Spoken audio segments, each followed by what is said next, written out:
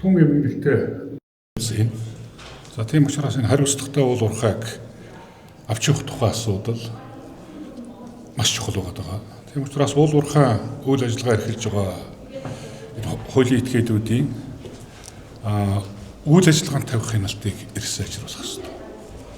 Үндсэндээ бидний нүг хэлэхэд энэ мэрэгжлийн хяналт гэдэг байгууллага татан буулгаснаас хамааралтай байгаль орчин хүнс гэдэг олон зүйл дээр ийм бас сонин байдлыг бий болгож байгаа. Нэг хэлэхэд энэ алдаа юмнуудыг бид засах ёстой юм. Энэ нэг ийм нөхцөл байдал үүсэж байгаа нь өөрөө эмгэнэлтэй ч гэсэн цаашид ийм байдал үүсэхгүй гэх баталгаа байхгүй ч байгаа. Тэгэхээр энүүнийг арилгахын тулд энэ хор бишгийг арилгахын тулд энэ уул уурхайн үйл ажиллагаа эрхэлж байгаа хуулийн этгээдүүдийн талбай, түүний хамгаалалт, за хайгуулын гэдэг юм бол олборлолтын үйл ажиллагааны хүрээнд бий болсон сөрөг нөлөөллүүдийг арилгах ажлыг хийх ёстой. Энэ дээр бол та байж байхдаа жишээ нь юу хийж ирсэн бэ? Та байж байхдаа жишээ би энэ асуудал дээр холбогдох арга хэмжээнүүдийг аваад одоо ерөөсө хөөхөд тэнцэж өдөр шөнөгүй мал унжид юм байлээ шүү дээ. Тэр мэрэгжлийн байгууллагуудтайгаа энэ дээр тодорхой арга хэмжээнүүдийг нь аваад техникийн болоод биологийн нөхөн сэргээлтүүдийг нь хийлгээд ингээд явж ийсэн.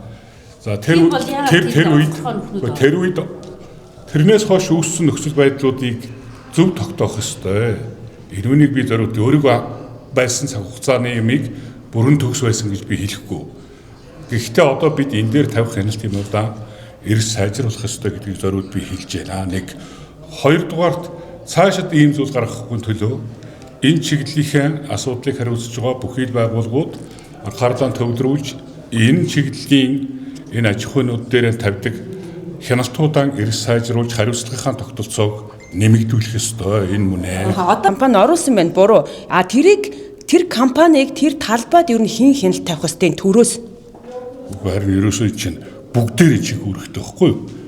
Орон нутагт чигүүрхтэй энэ чиглэлийнхээ үйл ажиллагааг явуулж байгаа аж ахуйн нэгж байгуулгын тов тодорхой үүрэг хариуцлагатай. За энүүн дээр нь хяналт тавьж байгаа хяналтын байгууллагууд нь хяналтаа тавьж чигүүргээ хэрэгжүүлэх ёстой. Гэхдээ би одоо өнөөдөр яг нарийнда тэр талбай ямар нөхцөлтэйгээр үүсчихэд яагаад хаалт нөхөн сэргээлт хийгдээгүй байсан юм бэ? Яагаад хамгаалтгүй байсан бэ гэдэг мэдээллийг бол нарийн авч чадаагүй байна.